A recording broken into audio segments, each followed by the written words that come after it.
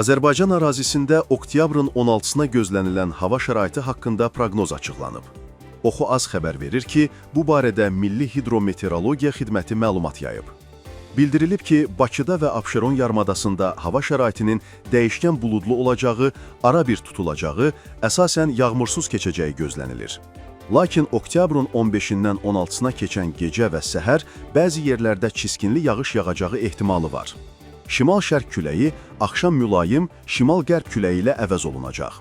Havanın temperaturu gecə 14-17 dərəcə isti, gündüz 19-22 dərəcə isti olacaq.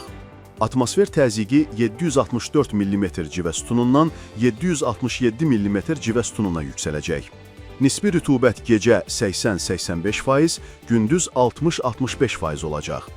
Azərbaycanın rayonlarında hava şəraiti əsasən yağmursuz olacaq. Lakin gecə və səhər bəzi şərq rayonlarında, axşama doğru isə əksər rayonlardan ara bir yağış yağacağı, şimşək çaxacağı gözlənilir.